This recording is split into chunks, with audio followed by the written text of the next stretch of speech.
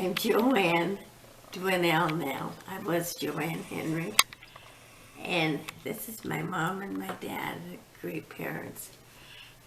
My dad was 17 years older than my mom, but they seemed to be very, very happy. Yeah. But I remember at that same time, Jim got a bicycle.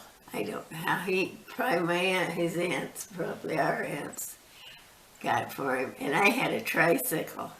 It was harder than heck to try to keep up with a bicycle when you're on a tricycle. But I did it. Yeah.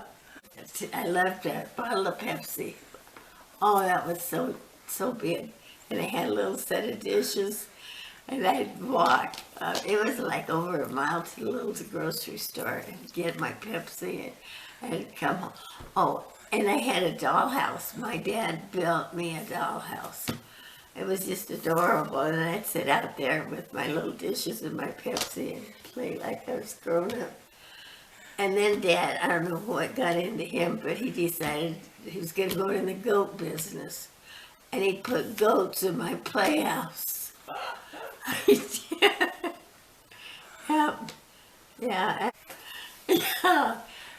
And that was about the same time that at Christmas, of course, we went to my grandma's.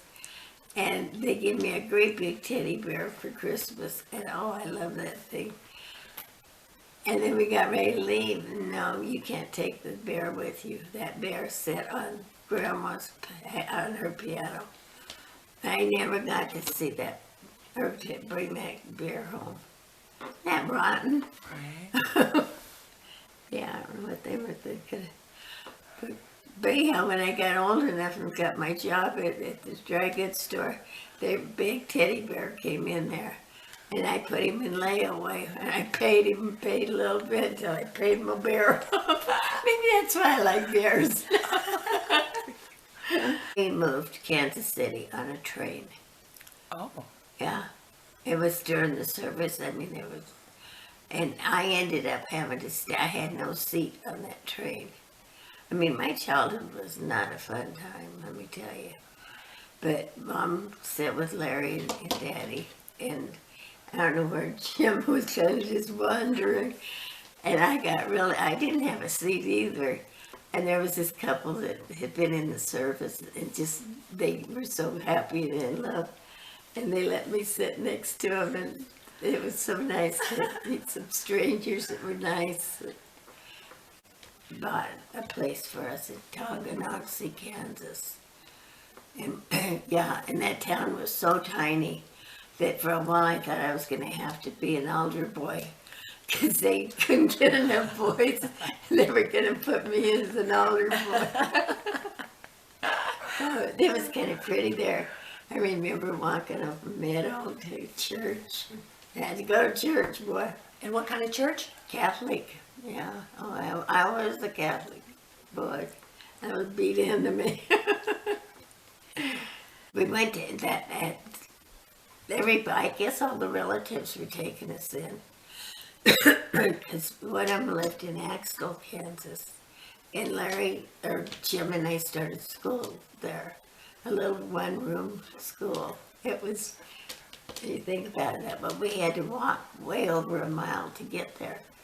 And in the winter, I don't know why, but the aunts sent Jim a coat, a pea coat. It was a nice warm pea coat, but they didn't send me one. And so we would leave for school in the morning, and when we get away from the house, Jim would take off that coat and wrap it around me to walk to school. Yeah. Well, you really had a close relationship with him. Oh, yeah, we did. He was always so good to me, where most boys didn't want their sister hanging around. Right. He was really my protector. Yeah, but back to the little school, the little old school. We used to have to go gather wood, and before we had to go heat the school then. To start, yeah, in a one-room school. I mean, you hear these stories and you think that can't be true, but I did it. I mean, yeah. I don't remember what kind of grades I got. I don't think I was never too much into school. 13.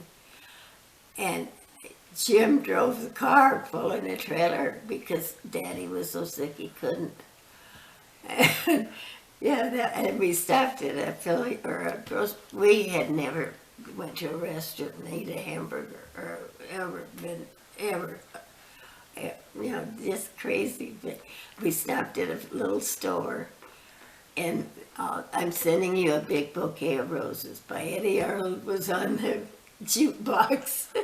And I'll never forget that. Every time I hear that song, I still remember that trip.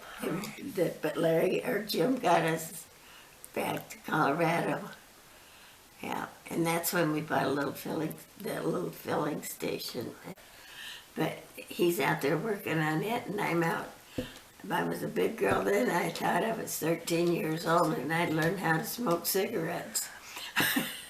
And while he was working, I went to the very end of the buildings out there to go to the bathroom. But I was just really going there to have a cigarette. And I caught the dang cigarette, dropped it, and it caught the building on fire. And I dropped, and I come running back to the house with a bucket, and Dad's like, "Where are you going?" I said, "Those chickens are thirsty." And he acted like he didn't have a clue what was going on. It's fascinating. You really had a hard childhood. How do you feel like that shaped you into the person that you are now? I think I figured out if you want something, you better go get it. Yeah, I mean, I never had anybody give me anything. From the time, I picked radishes and onions in the fields to make my school clothes when I was, I never had a mother or dad that helped me. They never could, financially. Yeah, that's why I decided to run away. Did you? Huh? Did I run away? Oh my God, yes.